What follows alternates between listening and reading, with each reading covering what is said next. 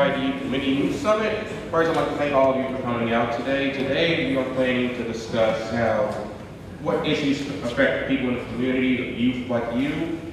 We're going to talk about issues like violence in the community and what people like parents, law enforcement, teachers, what all they can do to help. And we're going to be talking about how we're going to be giving our own voice. You know how adults are always talking about how we can solve problems, but they never take into account what the youth think and how they feel about situations like this. And we're going to be giving our own voice. First, I would like to introduce our planning committee that helped plan this event. Please.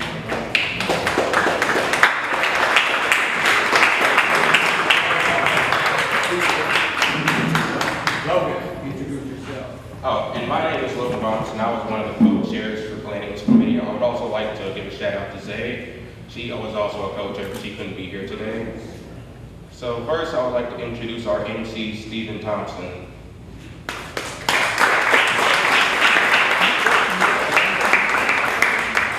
Good morning, everybody. How y'all doing? Good morning. So does everybody in here have a Snapchat? Raise your hand if you do. All right, so get out your phones right now. We got a filter going on. I just want to thank everybody for coming out here today. I really appreciate it. Today's going to be nice. Sit back, relax, and enjoy. Now I'd like to bring up Mr. Kevin Fields, the CEO of Louisville Central Community Centers. I'm going to speak quickly and get out of the way because today is about youth voice. But I do want to join Logan Robinson and Steve in welcoming everybody here. Today is a day of dialogue. It's a day for everybody to let their voice be heard about issues that we are all concerned about in our community. Talking about issues that affect our ability as individuals, especially as young people, to be successful. So we're here to do that today. I want to encourage you all to find the opportunity to let your voice be heard. Also, I want to acknowledge some folks who are in the room, and it's been great working with this group of young people who have organized this. So I do want to acknowledge them too. They've done a great job. We've had great support from the city, but our planning committee, and this group is a part of the Mayor's Summer Works program. They've been with us for several weeks, and they've done a good job of organizing. So let's give the planning committee a hand, please.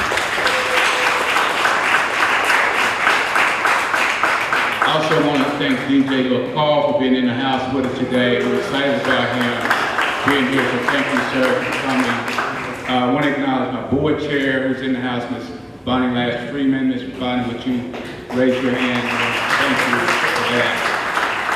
I also want to acknowledge our staff at LCCC. This is under the direction of Mr. Clinton Bennett, our Director of Family Services, who does an excellent job. He's always doubling as a leader as well as a photographer, so thank you, Mr. Bennett. We also have staff. This program actually comes under our Youth Services Division, so Ms. Erica Bledsoe is our lead in that area. Ms. Erica, thank you for being here.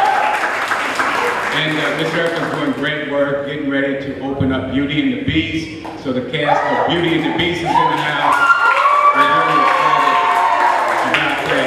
That show starts next Friday. And there's 6 shows, Beauty and the Beast, and hopefully you'll get a chance to sample some of that today. Y'all ready to do something? Let them see what's coming. Well, we have to hold on that. But I do want to thank you. Again, my name is Kevin Fields. I'm President and CEO here at LCCC, and we're always glad to engage our community in ways that we can find solutions to the problems that plague us as a community. And I'm always excited about the opportunities that lie ahead. So I hope you are inspired and that you really want to bring the best out of the conversations. And I'm going to turn it back over to our MC. But before I do that, I see Miss Crystal's in the house. Miss Crystal Goodner. This is also a partnership with WLU Radio. We have a great partnership with WLU, so thank you for Miss Crystal. You want to bring her up, Steve? You come back and bring up Miss Crystal, and then we'll get the show started. I would like to welcome up Miss Crystal from WLU Radio. So much, Mr. Stephen. And you guys can give a better applause for that. I jumped in my car. I wasn't ready to do this today. Feeling bloated at all of 35, but I would not miss this opportunity opportunity for the world, an opportunity to pour into and get you guys excited about life. Turn to your neighbor and say, I'm getting excited about life. Say, I'm going all the way up. I'm going all the way up. Now we need to get some energy in this room, everybody. Just stand up a little bit and let's do a little stretch. That's what I'm talking about. Let's do it, huh? All right. And say, I am somebody. I am somebody. I'm going all the way up. Now let's make some noise. I'll do that little turn. I like that. Now, hold on. Stand up a little bit.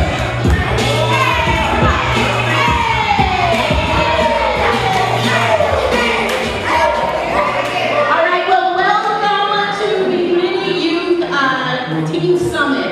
And I'm actually standing in for teammate. I wish he would have had an opportunity to make it. He couldn't, so I ran down here to take part in this. But I just want to let you guys know that you are more than what the statistics say about you. You are more than what the media tries to say about you, and that you truly can. If you put it in your mind, you can be anything that you want to be. So today is an opportunity for you to sound off on things that are bothering you. I want you guys to be real. I want you to be open. I want you to give your opinions on what's going on in your world. A lot of times, we as the parents or the adults think we know what's going on, but really we have no idea. So this is a wonderful opportunity for you to come together and engage and talk and share ideas and really allow your voices to be heard, all right? All right, well, I am going to hand the mic over to our handsome MC. Ladies say hey. Mr. Stephen Thompson. I would like to introduce Elijah Thomas. What's happening, everybody? Y'all good? Yeah, I'm straight. Yeah. So I'm with the Youth Violence Prevention Research Center. We focusing on designing a social norming campaign in hopes to change the perceptions about violence out here, getting more into the root causes of things and all that. Before I get into that, once again, I want to give a shout out to these brothers right here. They put this youth something together, man. This is youth-led. We made this. We in the presence of black excellence right now, real talk. I just want to make sure especially, I want the media to see this too as well, man. Ain't no pistol toters up here, ain't no gangbangers up here, man. We seeing us in our true nature, our true essence. You dig what I'm saying? This is what we really about. We created it. And that leads me into why this is important, because there's a campaign out here that's meant to defamate and destroy the images of black men and black women everywhere. You see it every day. A brother gets slain, he may have made a few mistakes in his life, and instead of going to the times where he's succeeded or excelled, using those pictures of him at his job, or him excelling in sports, or doing something like that, they go to the picture of a mugshot of him when he made a mistake, partially by a system that's designed for him to fail. If that ain't evidence for you, the fact that police can go out here and shoot a brother or a sister out here and get out scot-free is evident enough. There's a war out here. There's a malevolent entity that wants everybody in this room dead. And I'm just trying to be real with y'all. It's real. It's a war out here. They out for us. They throwing us in jail and everything. They targeting us for gentrification. Beaches, they got to push everybody out of here. Real talk. We about to lose our houses and homes, man. They're gonna raise the property value. Ain't nobody gonna be able to come back in this mug. It's real. And part of the reason we losing that war is because we too busy fighting each other over social media, beefing, all this stuff, dying over street corners. We don't even own this stuff. That's just real, man. You don't even own the block. You don't know about this is my block and everything. I run the block. You don't even own this shit. I also want to give a disclaimer. I'm a cusser. I cuss a lot. You know what I mean? But it's the real world. People cuss. Political correctness is a form of oppression. So I'm just gonna tell it like it is. This is what we living in right now. You over here stunting and spending all your money just to stun on some people that you don't even like. It don't make no sense. You could be paying off your house and doing something like that, or paying off your car, or saving money for college, but you'd rather stunt on some people you don't even like. And that's a problem, man. We don't like ourselves. It's because they don't teach us nothing positive in school. We don't get no positive imagery about us in school. They only pay attention to the youth when we shooting each other and everything like that. And that's a problem, man. We're creators out here. I fed into the lie for a minute. Like when I was younger, man, I remember I used to always walk around thinking we wasn't shit, period. I used to say it all the time, man, we ain't shit. We ain't shit, that ain't shit. See a brother get thrown on a cop car, man, he ain't shit. Ace heads running around the street trying to peddle like to get some money for some crack. Like we ain't shit. Like houses boarded up, we ain't shit. Talking all that in school, you mouthing off at the teacher there now, we think we ain't shit. But let me tell you something, like, we ain't shit thought transforms into I ain't shit thought, which then transforms to I ain't shit action. So then I became the one that was out here mouthing off at the teacher, or I was the one out here sticking people up like point blank, like all that. I became what I feared the most. I became like an I ain't shit nigga. And it got to a point where I assimilated for so long. I was doing it like to meet the standards that for other people. How many of y'all feel like y'all can't be yourselves for real? Like just be honest. Like I want us to be as transparent as possible. Like you feel like you got a front and act a certain way, you talk a certain way, they say you acting white, all that stuff, like, because you know, intelligence and blackness ain't supposed to be believed. That's for white people. Shit ain't true, it's a lie. Like you can do anything you want to be. Like we're the first people on this planet, man. Like we create, period, we innovators. So I fed into the lie, and it got to the point where, you know, I wanted to commit suicide. Like, and to this day, man, I still struggle with that. I wanted to blow my brains out every day, man, just from feeding into this lie. I would have been doing the world a disservice if I had done that, period. Like, all y'all voices are valuable. That's why you were given a mouth in the first place. Everything you say matters. If you don't like what's going on out here, say something about it, period. That means giving it to your teacher about, like, you know, they're not teaching you your history or treating you with disrespect, like, give it to them. If your parents ain't listening to you and ain't giving you the attention you need, like, let them know. You got problems with the police? I mean, I ain't trying to get nobody shot or nothing, but like, for real, man, like, you know, there's more of us than them. Like, shoot, man, we ain't got nothing to worry about, for real, man. We strong. So, you know, I ain't gonna try to speak too long, but I just wanna urge everybody here to utilize their voice, man. Like, y'all voices matter. All of y'all matter, real talk. Black lives do matter. Don't let the, you know, the world, like, get it twisted, man. Like, you know, y'all important for real, so that's all I'm gonna touch on. All right.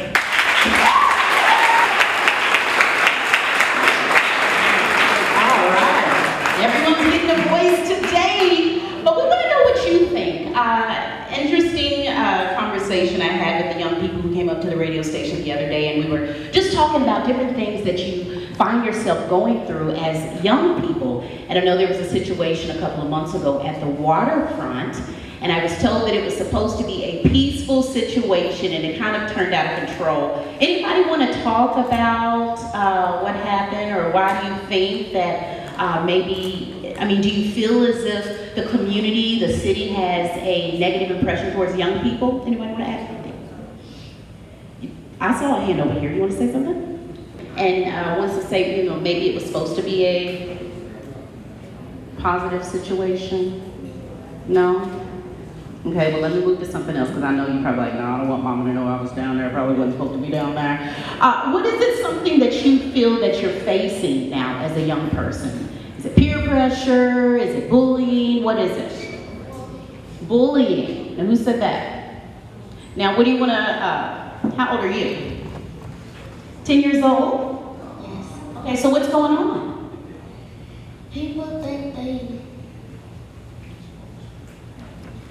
are.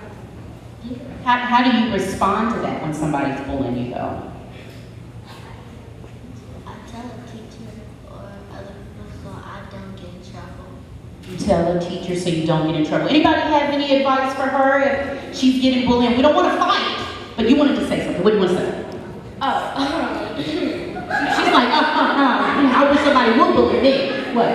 I wasn't going to say anything like giving advice, but I was going to say that how I deal with it is, I know this is an unhealthy way, but like I bottle it up and then eventually it kind of comes out in a negative way, and like I'm sorry because it's not positive, but you always try to be positive, you know what I mean? Like positivity is the best policy, you know. Can she get a hand like, I love that?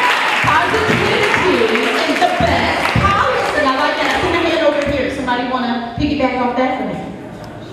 Well, I want to say that if anybody tries to mess with you or try to put their hands on you, always try to defend yourself, or if there's like adult around, you should always go to them, and if they don't handle it, tell your parents, because Your parents are the people who helped you, who told you, or like disciplined you what to do and what not to do.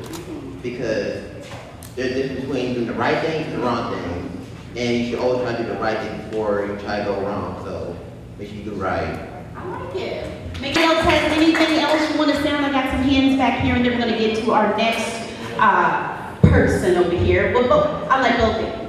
Hi, Najaya. You're so beautiful. Everybody say Hi. One thing we deal with as children is drama, a lot of drama. Drama. We still deal with it as adults. Yeah, but it starts to cause a lot of he said, she said, and it gets out of hand, and then it leads to violence most of the But how time. do you handle it? What's the best approach you would say? Don't worry about what everybody else says about you, because you know what you are on the inside and on the outside. So don't worry about what everybody else says about you.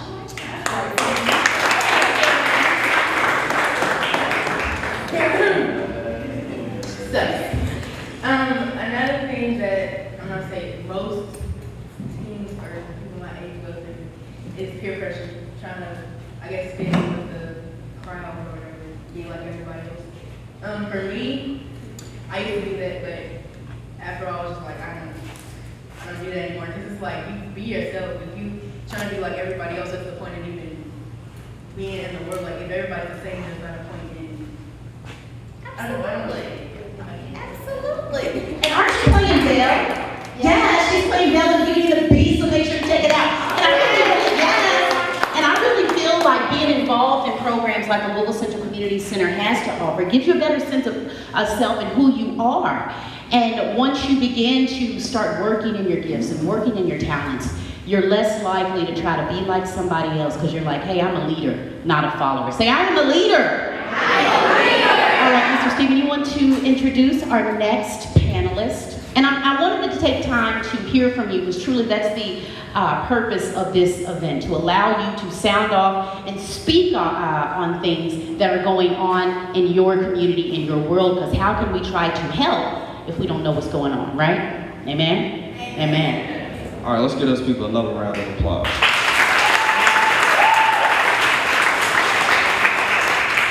Okay, coming up next, we have from the City of Healthy and Safe Neighborhoods, Mr. Derek Mitchell. Good morning! Good morning, everybody! Good morning!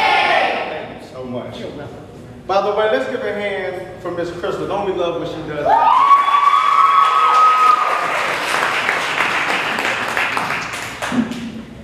I sat back and I listened to the young lady state about being positive. I listened to the other young lady speak about being unique. In a world full of copycats, being original. Look around you. Everyone in here looks different. What do we do with that? So what I want to show you today is a conflict resolution model that we use. So I'm gonna go grassroots with my approach. That's why I have Brother Elijah, because we're working together, showing team building. Because we as a people have to learn how to work together and like each other, first and foremost. So, what I'm gonna show y'all is, it might be very far from your eye, but you will be able to grasp exactly what I'm saying. This is a DVD. This is a DVD of your life. Okay? So during your life, you might experience certain traumatic experiences. So let's say for the first traumatic experience at age 11, you see your mother being domestically abused by her stepfather. To the point where he has her head in a washer, slamming the door down on her head. And the only thing you can do as an 11-year-old is grab the nearest vase that's in your living room, you know, the one that had the old wickers that grew out of it, and you actually break it over his back at 11. This is going to cause a scratch on your DVD. You know, that experience stains you. It remains with you at times. It goes back through your memory. You replay what happened. So let's say the next experience at age 12, you're relocated. You move from Salem, New Jersey, all the way to Hopkinsville, Kentucky. So now you're a culture shock. You went from the East Coast to the West, to the Mid-South, excuse me. And now you're meeting different people. You're away from your family. That could cause another scratch on your DVD. So by age 12, there's already several scratches on your DVD. How many know what happens when you have scratches on a DVD? It skips. It skips. It doesn't. It pauses and it keeps and it stay pausing and just stay there until something moves again. You stay stagnant. You don't move beyond it. It skips. It doesn't play to its functionality. Uh-oh. I'm going somewhere. Stay with me. Next scratch. Age 18. You graduate from high school. You think you're grown. Right? Doing your thing, getting some money working. I ran it, well, this situation, gentleman was at a nightclub. And he had a Jordan shirt on with his new retro 3s, herringbone necklace, ball fade, as usual. And it was somebody else whose DVD was scratched who approached this gentleman because maybe he had some turmoil in his life. Maybe his parents weren't there. Maybe he's seen domestic violence. So he approaches the other gentleman and says, hey, my man, give me something, run your pockets. So you know how we do, we too cool, what we gonna say? You can't have my money, you can't have my money, right? So that led to where he followed the gentleman to the after party, because that first was a party, then it's the after party, right? So the after party transpires where usually we shouldn't be at after certain hours. Because the only things happen after certain hours, our parents already had that discussion, so I'm not going to do it. Well, the gentleman approaches him again. Yo, my man. But this time it's slightly different. There's something shining in his hand. He raises it to his temple. It's a 22 millimeter pistol, man. Now it just got real. He tells him, run your pockets. But the young man is still so intoxicated in what he was indulging in. You know, young guys like to do different things. They call it laughing, you know. So you on your stuff, and you thinking in a mindset that's not reality. And the gentleman pulls the trigger, but it doesn't go off. You shake, you look, I'm still here. He asks you again, run your pockets, my man, give me something. And you tell him, you don't work, you don't eat, you don't grind, you don't shine, I ain't giving you nothing. He pulls it out again, pop, pop, pop! So by this time you're counting the bullets. Someone comes to the rescue, says, young man, you need to get up out of here. Both of you guys are dating. You cry. You don't tell your parents, you know you shouldn't have been out there anyway. You go home.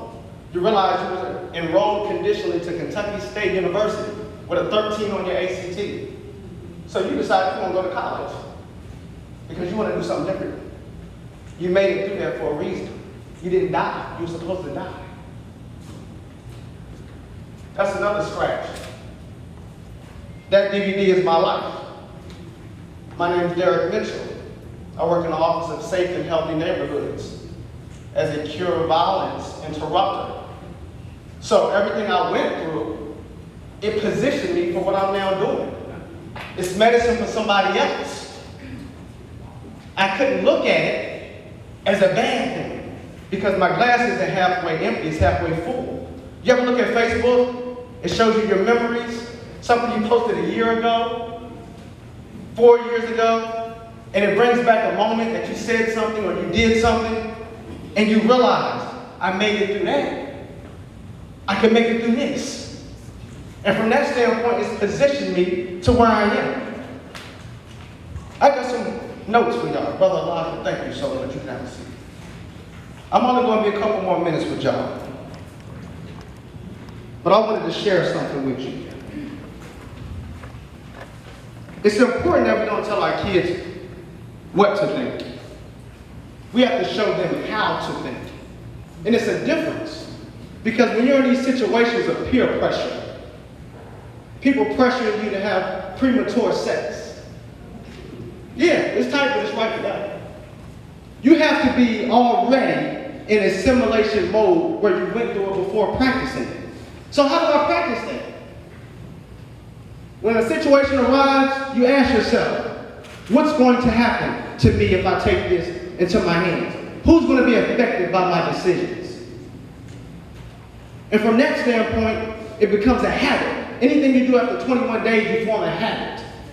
And so you practice that, and you practice that, and that's called resilience. And that's what we do at the Office of Safe and Healthy Neighborhoods. We have ambassadors now. We have young men and women that have been 17, shot, and now traveling in different Kroger distributions. And he speaks Spanish, y'all, he's from the hood. This brother now is growing up at 17 because he took what was meant to destroy him, and now he's here before you guys. So I just wanted to take this time to tell you, be the one to make a difference. If you see a situation, you know what to do. Y'all know what to do. And I look every one of you in the eyes, and all of y'all want to be great. Like Tupac Shakur said, I may not be the one that be the president of the United States, the one that cures AIDS, but I might speak into the lives and plant the seed in one of you great minds and invigorate you to do it. This is about shaking y'all up. I know y'all tired of seeing what goes on in y'all neighborhoods. Be the one to make the difference. Nobody else is going to do it but you. But you. If you love yourself, you're not going to fight this brother. But if you hate yourself when you look in the mirror and you see what you see and you don't like it, it's hard for you to get along with other people. Don't be jealous of their hair length. Don't be jealous of that brother having a 2-parent household. Get to know them. That's your opportunity. That's why you're different. That's what gumbo is about. It's a pot full of ingredients of different assortments, and it makes a great tasting dish. That's what you do. You're a melting pot. You learn from each other. But if you hate one another, you'll never learn. If you don't love yourself, you can't love nobody else. And that's the problem we face. We have to love each other. And I love y'all today. And I thank you for allowing me to speak to you.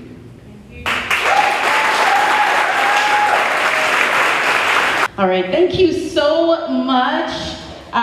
He was from the Office of Safe and Healthy Neighborhoods, and basically it is a division of Louisville Metro government that was created to try to figure out what can we do to stop the violence in this community? What can we do to make sure that our next generation does not get entangled in the mess? And we have lots of you going off to college or what? Yes, did you want to ask a question? Oh, okay. So to make sure that, you guys have a bright future. Interesting statistics that I just ran upon. Did you know that 80% of adults are working in a job that they do not like? And did you know that now is the time for you to figure out what do you want to be when you grow up? I know it sounds like a silly question, but sometimes adults are still asking themselves that question. What do I want to be when I grow up? What do you want to do? Do you know your passion? Just yell out some. What do you want to do? A lawyer, a singer, actress, and you're that. What else? A lawyer. Wow, okay. So do you know that it starts now, though? It starts now. The Bible tells us to write the vision, make it plain. I know all y'all go to church, you grew up in church, so I can do it here, okay? Write down on a piece of paper what you want to do when you grow up. And then look at it. How much money will you make if that matters to you? What kind of career path will you look at? Really begin to visualize and set your life up right now. 9 times out of 10, the friends that you have now, they won't be your friends in about 10 years. The problems that you're facing now will no longer be an issue in about a year. And so now, what you do now will truly affect how your future will be. Amen? Amen. All right, our wonderful host here, and he is actually going to go into broadcasting. So he is actually working now into what it is he wants to be. Mr. Stephen, when did you decide that you wanted to go into broadcasting? Probably about a decision I made last year. Last year? What brought you to that point? It's just, people always say, why don't you try broadcast? Why don't you try broadcast? So I know so much about sports and stuff, and they was like, try something new. I was like, I take that off. All right, who's your favorite broadcaster? The Stephen F. Smith. Stephen F. Smith. He's got the same name as you. Where is this? On ESPN or what? He's on First Take. On First Take on Sports Center. Oh, on Sports Center. Okay, so let me hear your best broadcaster voice announce our next guest. Come on now, you can't be shy. Come on, y'all. Say, come on, Stephen. You can do that. Come on, turn it on. Okay. Introducing next, she is a graduate from DuPont Mango High School. Our panel moderator for the day is Miss Gia Combs. No. Hold on. When you're a broadcaster, you gotta draw out that last part. What's her name again? Okay, let's try it again. You say Gia Combs. Try it again. You gotta get the mic. Go ahead. Gia Combs.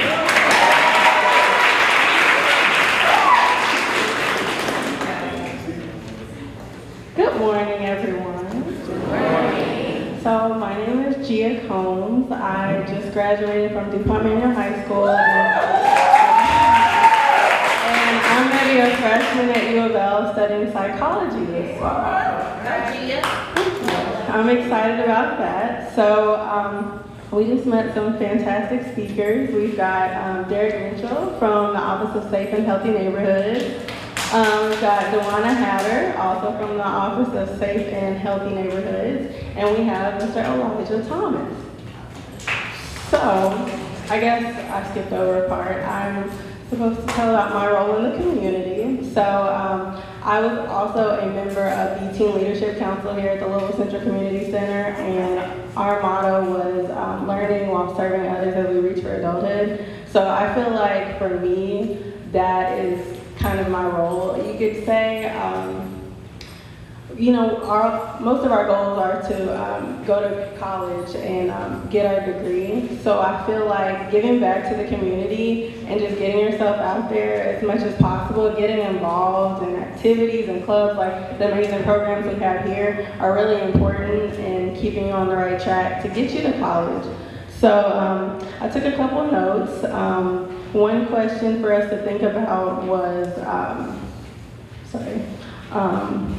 based on the information given from the speaker, like, what's your feedback? So for me, sorry, you're gonna have to bear with me. I took several notes on here, it's kind of messy, but definitely I heard several people in the audience talking about the influences of like peer pressure and social media and drama, and that can definitely fuel a fire and cause violence. So I think it's really important to basically be yourself and not conform to peer pressure. Just recognizing any bad situations, your surroundings, and the people that you surround yourself with is really important. Let's see, also, it's really hard being African American in this community today. There are always gonna be people trying to knock us down, and we just gotta keep our heads up and keep pushing and keep trying. I know me personally, I went to Manual, and it's supposedly one of the most diverse schools in the whole county, which it definitely is, but you definitely come across issues race-wise. So sometimes you find yourself being the only African American in one class, or maybe in your history class you don't really get to dig deeper into our culture because maybe they don't want to teach us as much about it as we want to know. But it's really important to just stay strong and speak up for what you believe in, because our actions and our words have so much power, and we all need to recognize that we have so much potential to do great things, and we shouldn't fall into violence. So I think that's really important. So as Mr. Derek Mitchell said, he said, show kids how to think, not what to think. So for example, like when your parents are telling you what to do and you don't want to listen, I know we've all had these experiences, but it's better to, I guess, persuade your kids a better way of thinking rather than just telling them, like, you need to do this, do that, do this, do that. Because 9 times out of 10, they're probably not going to listen, and then you're going to get into an argument or whatever, and they're going to gonna go out, they're gonna end up in the wrong neighborhoods, they're gonna end up hanging out with the wrong friends, and it's gonna end up bad for all of us. So I think that's a really important thing that I took away, and that in violent experiences, they definitely do make scars. So once you get so many, it can break you. But if you look at Mr. Derek Mitchell, he used the things he learned. He used his life story to get him to where he is today, and he's doing something passionate. He's doing something that he loves, and he's making a difference in the community. So I think we should all just look at that and, you know, make an example of him and look at him as a role model. So that's what I took away. Yeah, so I think we're about to open things up for questions for our panel. So we were going to start with how has violence affected you all personally? So I guess we can start with Ms. Hatter. Okay. My name is Luana Hatter, and I am also a community outreach specialist for the Office of Health, Safety, Health, and Neighborhoods. I have the opportunity and honor to work with Mr. Derek Mitchell, so I was really proud of him. Violence has affected me personally. I grew up in Beecher Terrace housing apartments. I'm a Beecher baby from birth to about 19 years old. I lived in Beecher Terrace. I was in the down block gang, so I participated in violence. And so that's how it affected my life. I dabbled and dabbled in a lot of things. And when I got out of the streets, I went to Spalding University, and I graduated in 2012 with a bachelor's degree in psychology. And so, you know, on the flip side, seeing, you know, youngsters who were kind of under my wing when I was in the street kind of grow up, I was able to go back and speak life where I was once speaking death. You know, I encouraged a lot of youth, unfortunately, to get in the streets and use drugs as a financial supplement. So I was able to help them get off the streets, find jobs and things of that nature. But unfortunately, being a part of the streets, I buried about 13 friends due to gun violence. So it's affected me because I was in it, because I buried people because of it, and now I am using my life and my story as a way to stop it.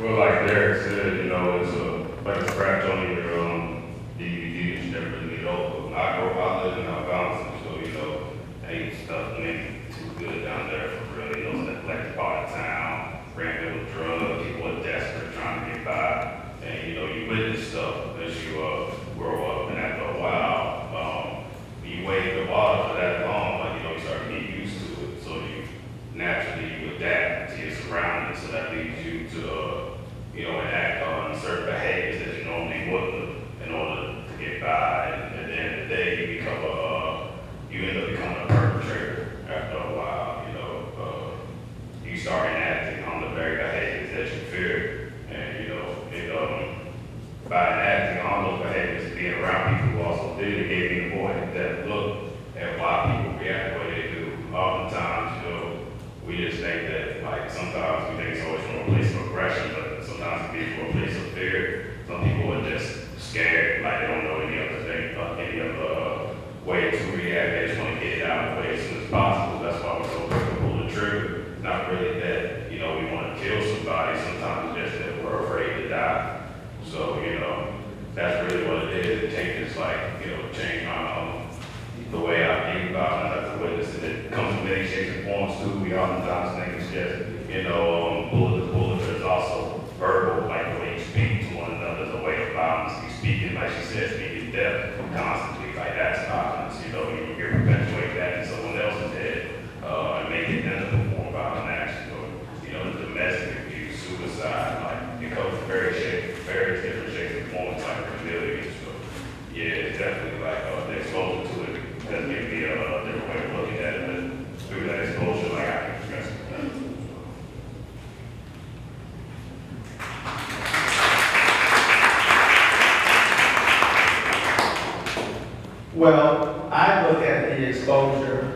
then like now I'm the salt agent.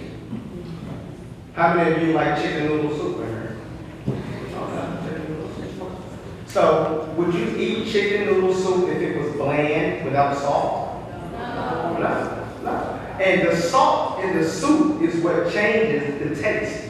The soup doesn't change the salt. So by us being the salt, being that you went through violence, being you went through seeing crack in your community, you went through seeing people being abused. Once you get to the point where you can make a difference, you go back to that area and then you're able to help them. That's what the salt does, it helps the soup. So in return, it's supposed to help the people that see you go through traumatic situations. You can't get brand new and you bougie and say, I don't go down there no more. I don't mess with it. No, you gotta go back and help them because somebody helped you along the way to where your consciousness and your emotional intelligence came on board. So I look at it as medicine for someone else.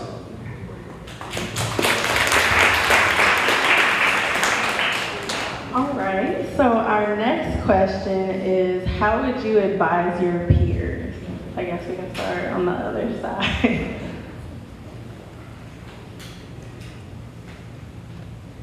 How I would advise my peers is to lead by example. People don't want to follow you. Thank you so much. People don't want to follow you if you're not leading what you're talking about. Even in a bad way. We see certain mumble rap, drill music rap, and we'll follow it if the beat's hot. Even though the lyrics might be bad. And just like in a positive way, people will follow you when you get involved in different activities in your school. You step out on a limb and play golf. You play lacrosse. You do different activities than the normal. And they say, man, he still got swagger. Man, he still keep himself clean. He's still admired in the community. I ran cross country in high school, wrestled, played tennis. Everybody else played football, basketball. I went in ROTC. They sent me to Pensacola, Florida, Panama City. It broadened my horizon. It changed my dynamics of seeing what was going on just in my community. So I seen a different way of life that people were living. And I wanted that. So I tell you to do the same thing.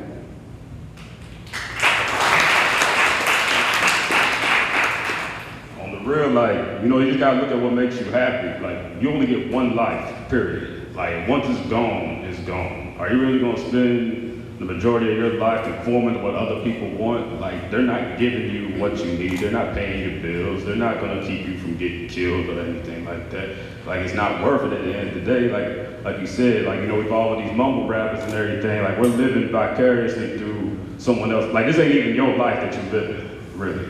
Like, you living through somebody else. You living through that ball player because he can hoop and everything. And you might not really be a hooper. Like, you know, it's not your life. At the end of the day, you get, like they say, YOLO, I hate that term, but for real, like, you only get one. So, you know, you gotta do what makes you happy at the end of the day. And that means going out on a limb, fine. Like, you know, you gotta be happy with yourself at the end of the day. It goes back to self-love. Like, you dig what I'm saying? So, yeah, like, do what makes you happy. Like, forget what everybody else thinks.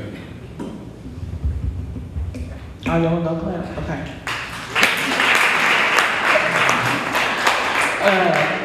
My advice, I would say never be afraid to dream.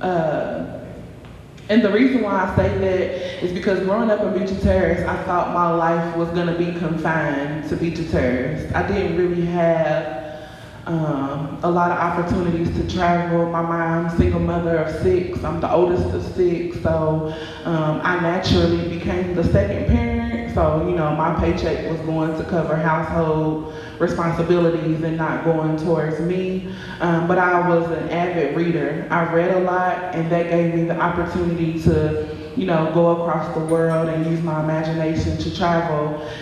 So that broadened my horizon, like my other panelists have said. So I say don't be afraid to dream. If God gives you a vision, trust Him in that. I'm the organizer of 2 large community events. One was was founded in 2013. And if you are in high school and will be a senior in high school, you'll probably be participating in that event. It's held at the Young Center every year. It's the Louisville College Shining Day. And that was a dream that God gave me that I stepped out on. I also am the organizer of Church Youth Day at Kentucky Kingdom. And that's where church youth groups from all over Kentucky gather for a day and go to Kentucky Kingdom. So whatever you have, don't let finances, don't let anything stop you from living your dream.